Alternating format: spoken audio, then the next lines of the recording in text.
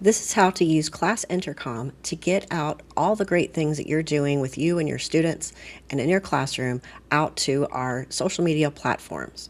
First, I want to point out this thing called the Acceptable Use Policy.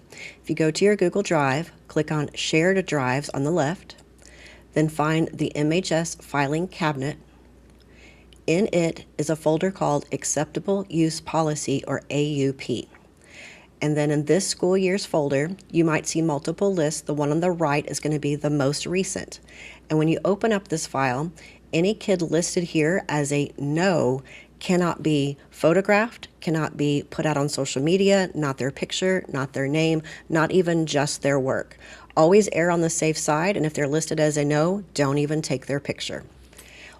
We are working to dwindle this list down every month. We contact parents, we contact the students, we let them know how to get off this list.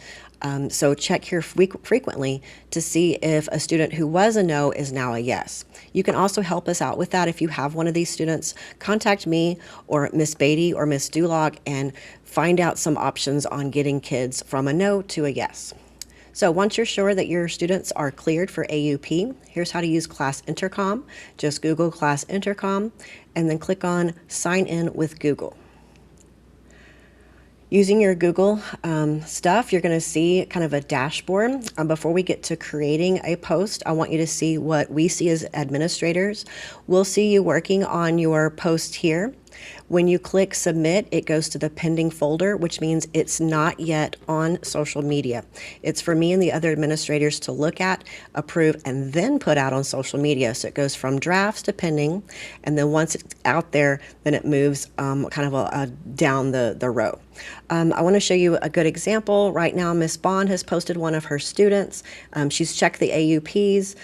She has their photographs, which are going to load here slowly. She has some text here, and she said that she wants this on Facebook and Instagram.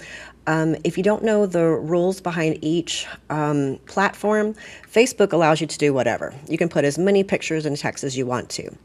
Instagram does the same, except it has to be like a normal size picture, quote unquote normal.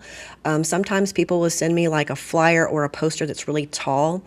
Instagram has some rules about what shape your stuff can be. If it's too tall, it'll say like denied, or it'll have some problems, and I'll need to work with you on cropping it so that it will fit. Twitter or X is a little bit different. There's a limit on how many characters you can have in your text. Usually it's 1 or 2 sentences. You can only do usually 1 picture at a time. It just depends on what X was wanting to do that day.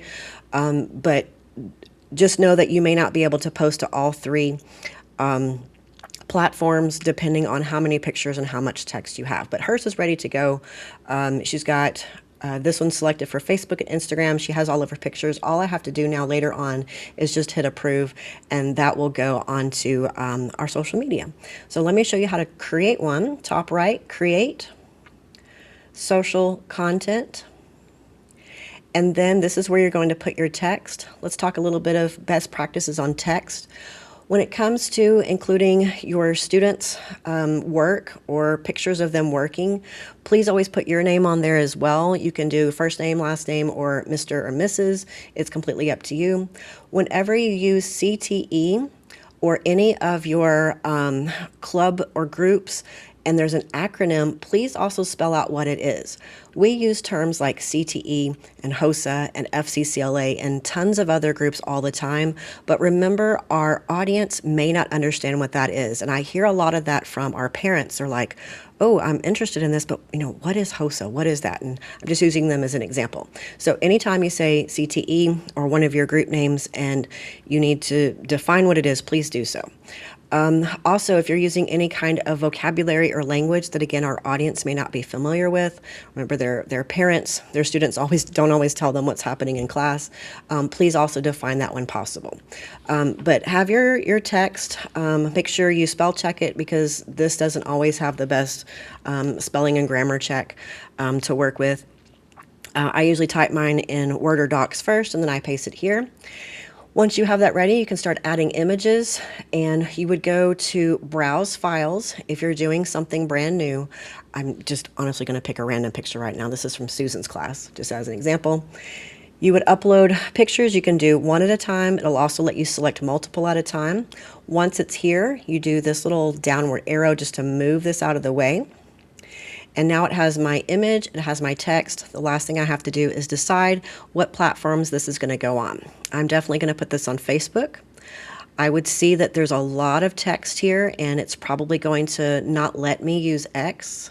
See how that little publish thing went away? That means I can't use that one because there's too much text here, too many characters. I'd have to shorten this. And let me see if it'll let me put this on Instagram.